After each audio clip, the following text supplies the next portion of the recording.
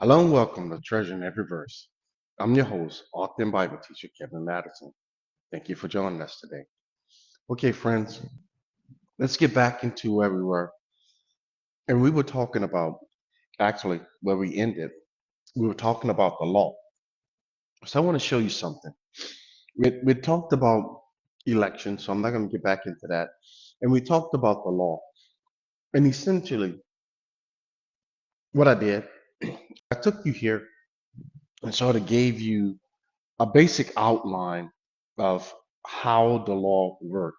Now, again, we're talking about the law of Moses, and one of the things that people like to point out is the Ten Commandments. And here's the problem with pointing out the Ten Commandments: they don't understand that the Ten Commandments was given as the backbone of the law, and that included ordinances, that included statutes, that included washings and the feast. They never talk about those. Most people, when they want to talk about the law, all they want to talk about is the Ten Commandments, as if that was the only commandments God gave. It wasn't. The Ten Commandments do you no good without the sacrifices. Why? Because you can't keep them. Let me point this out to you again. Why was the Ten Commandments given? God gave a reason why he gave the Ten Commandments. In the Ten Commandments, what was there? Okay, you remember? We know that he says, have no other gods before me. He says, don't have any idols, right? He says that we are to honor God. He says all these things. The first four happens to deal with God, right? Included the Sabbath. And then the last started with honor father and mother. Don't kill, don't steal, don't commit adultery, which includes any kind of sexual relationship outside of marriage, even though it just mentions adultery. Well, everything outside of marriage falls under that umbrella. You can call it, any kind of sexual encounter, even Jesus. How do I know that? Because the God who gave those commandments came down in the body of a man, gave the Sermon on the Mount, and he says, listen, you heard it said, don't commit adultery. But I say, who? God says, what I meant by adultery, it even encompasses your thoughts. That if you have any kind of thought toward any kind of sex outside of marriage, don't I don't care what kind it is. I don't care if it's, things that are dramatically wrong, like having sex with an animal, or messing around with some kid, or homosexuality. It doesn't matter what kind it is. He says any kind of thought toward sex outside of marriage is sin. Listen, with an S, it's an action sin. Those kind of things have its own built-in judgment. Behavior, friend, when it comes to the commandments, behavior listen, it's automatic. You don't need God to bring judgment.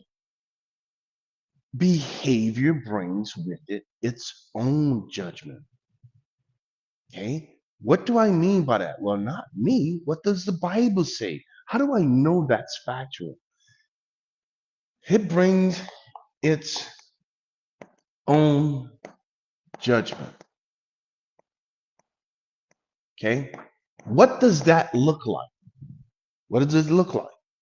It's called you reap what sown. Reaping and sowing. Reaping and sowing. If you steal, you don't need God to come down from heaven and strike you with a bolt of lightning. If you steal and get caught, you're going to jail. Who did that? God? No, man. You sowed thievery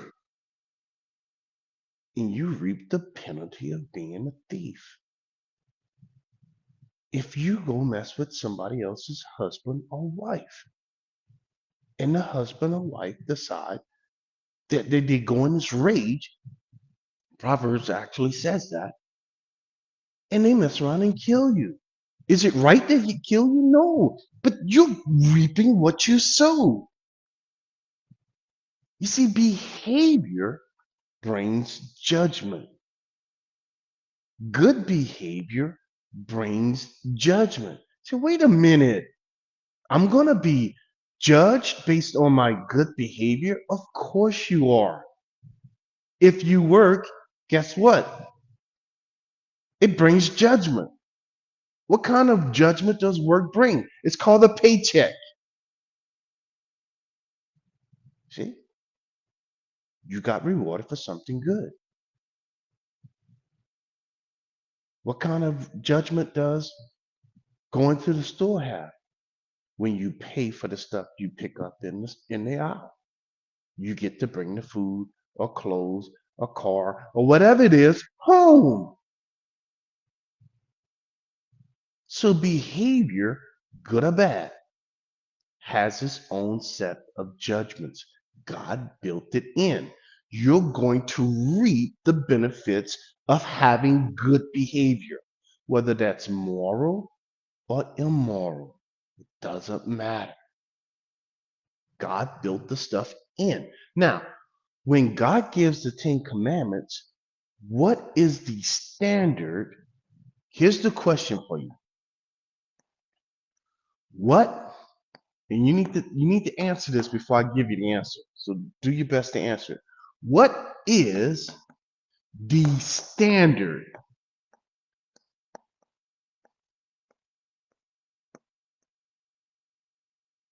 for God's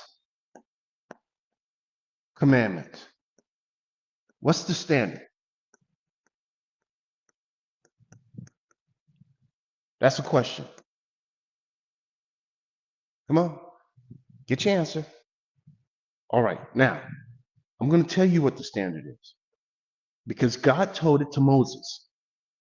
And then Jesus, who is the God that told it to Moses, came down from heaven and he repeated what the standard is.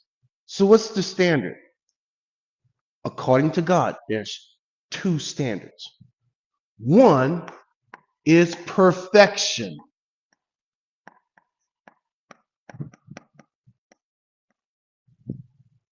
Okay? Be ye perfect as your Father in heaven is perfect. The second is holiness. Or let me just say holy. Okay. Jesus says, you should be holy. Why, Lord? Why in the world should I be holy? Because your Father in heaven is holy. Now, listen carefully. If you are an unbeliever today, God is not your Father. He's still holy, He's still perfect, but you have a different Father. So if you're walking around living in unholiness, in unperfection, God is not your Father. You are of your father, the devil. Oh, wow, man. You can't go around calling people children of the devil. Didn't. I didn't. Because I have no idea whether you are saved or not. I don't know if you truly believe in God, the right God, God of the scriptures. So I have no idea who truly believes and who don't. You can fool me, but you can't fool the God who created you. He knows. Now, it's required. That's the standard. I want to ask you a question. Do you meet it? Do you keep all 10 of God's commandments in total perfection as perfectly as God keeps it? If the answer to that is no, then you cannot go to heaven. Are you keeping God's commandments as holy as God keeps them?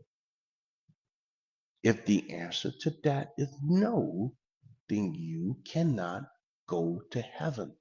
It doesn't matter which of the commandments you tell me, yeah, I keep that one holy, but not that. Then you're done.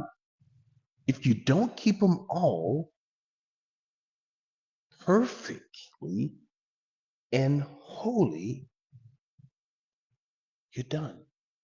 How many sins does it take to go to hell? One. One sin, one time. So let me ask you a question, please. And this is where I really need you to think biblically. Don't think about comparing yourself to somebody else. Don't think about me. Think about you. Everything else, just cast it out of your mind just for a minute. If the requirement to get into heaven, and it is, folks, is 100% perfection, your entire life from conception to right now, this very moment, that you have to be as perfect as God is. You have to be as holy as God is. Are you? That's the question. If you can't say yes to that you've never sinned, even right now, you're not going to sin in the future, then you can go to heaven. If the answer to that is no, then you can't, friend. It doesn't even matter how many of the commandments you keep because you broke and offended in one single point. The wages of that one sin is eternal, eternal death, which is the lake of fire. So you have a problem. How do you get rid of that? You can't get rid of it by saying, I'm going to keep the Sabbath. Why? Because you've already broken the law. It doesn't matter if you keep the Sabbath. It doesn't matter now if you honor your father and your mother. It doesn't matter if you don't steal, if you done told a lie. It doesn't matter because you have the first sin. Everything else is only going to bring you judgment from here on out. That's the problem. All you get after that, after your first sin, because you are now doomed to hell, all you get after that is judgment on your behavior. Now, look at this very, very carefully. Let's go back to the Sabbath. Well, let me do this first. God says, how?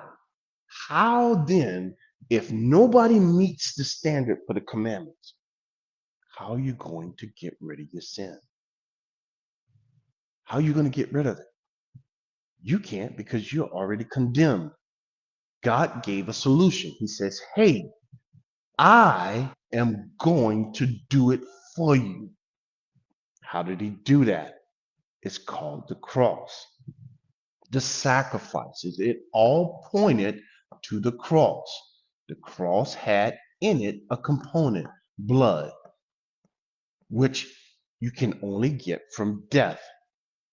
God himself came down from heaven, clothed himself in a human body, and he died and shed blood, paying the eternal price that you and I deserve. And if you simply place your trust not in your behavior, that's useless, but in the God who came and shed blood for you to pay the penalty for your sins and my sin, that one that we committed that cast us to hell. And by the way, the one you committed was at conception. Then he turns around and he gives away perfection. He gives away his own holiness. Now, because of that, because somebody paid the price for your sin and my sin, now you are, because it's given to you, as perfect as God is. Now you are, because it's given to you, as holy as God is. And I'm going to show it to you. Let's walk through this, though. The example I give concerning the law. Why was the law given? And this keeping of the Sabbath, which is utterly ridiculous. Okay, so now that you got the background, and I know I talked about the law, but again, folks, there are people that has questions concerning this stuff. So I'm just really answering the question. So let me address their question in this one, and then we'll get right back into the additional study. So here it is, the purpose of the law. What purpose then does the law? What's the law? I don't want to lose you. Let's go back. What's the law? The law is not the Ten Commandments. The law is all of this. The ordinance, the statutes, the washings, the feasts, all of this. So don't get it mixed up. Don't say the law is the Ten Commandments. It's not. The Ten Commandments is part of the law. It is not the law. All right. Why did God give it? Why did he give that to Moses and to the children of Israel? He wanted to prove a point. What's the point? And this is coming out of Galatians chapter 3. The law. So this it right here points back to the law, was added. Who added it? And wait a minute, it was added. What did he add it to? He added to your conscience. Your conscience wasn't enough. Why? Because you and I keep violating the rascal. That's the problem. My conscience say, hey, Kevin, don't touch that. And I say, I want to touch it. And I tell my body, even though my conscience is screaming at me, Kevin, don't touch the screen. I say, no, body, touch the screen. So what happened? I touch the screen and I shut my conscience down. We do it all the time.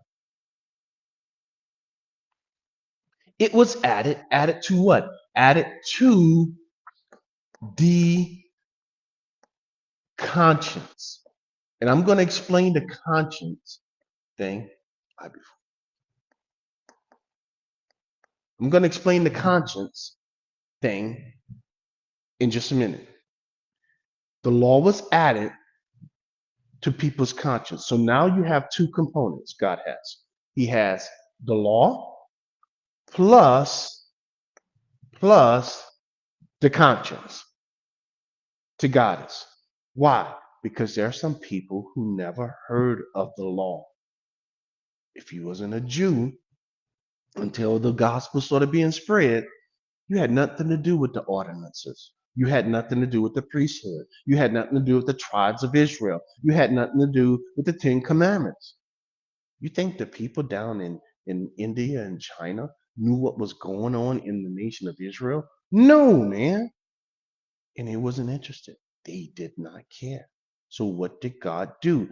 While the law was being observed where? In Israel, the rest of the world was under conscience to the rest of the world. You and I we didn't know anything about Israel. The law was given to Israel. Okay. It was added. Why was it added, God? He added it to show that you and I can't keep it. It was added because of transgressions. And only until the seed, who's that? That's Christ, should come to whom the promise was made, and it was appointed through angels by the hand of a mediator. Who's the mediator? There's only one mediator between man and God, Christ Jesus the Lord. Now, what does he mean by this? What's the promise? The promise to them, to Israel, was a Messiah. That's the promise. The blood, the cross. Okay, now let me walk you through this conscience stuff and all this other stuff so that this can make sense to you. Watch this. Now, we're going to back up one. We'll back up one right here, chapter 2. Let's go right here. Okay.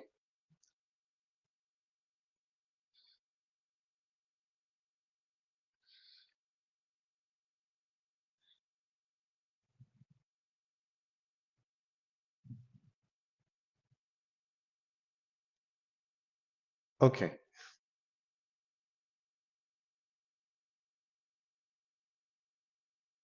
Oh, this up here.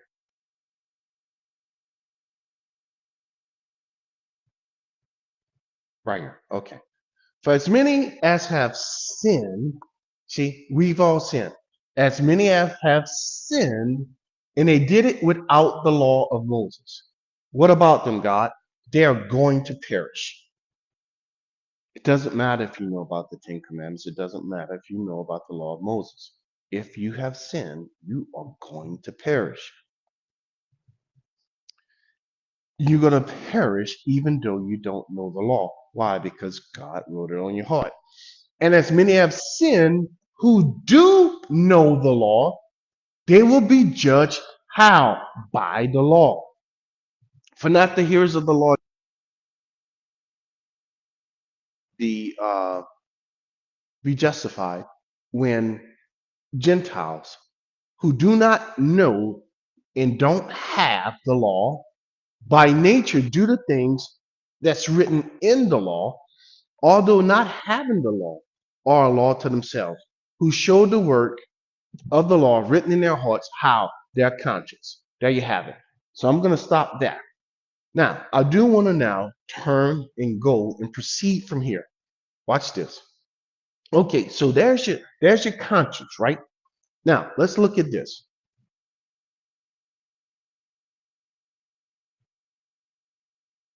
All right, what does the law say? According to the scriptures, folks, don't get this all twisted and mixed up. According to the scriptures, what does the law say? The law says, now we know that whatever the law says, okay, so the law now is speaking for God. It says to those who are under the law that every mouth may be what? Stop. You see that right there? So every mouth is going to be stopped. Why? Because of the law. And all, how many? All the whole world. What is he talking about? Because of the law, the entirety of all creation becomes guilty. You see that? You don't get righteousness because you keep the law. What do you get? You get guilty. And it's before God. You say to Kevin, I don't dishonor my parents to God. Why? Because you can't honor your parents imperfection. Now, he says, you become guilty before God. Therefore, by deeds, what is that? By behavior. The same thing we seen earlier. By behavior, in keeping the law, no flesh. Can I ask you a question? Do you have flesh? You say, yeah, I got flesh. Okay, then watch what God says about you and about me. No flesh will be justified, declared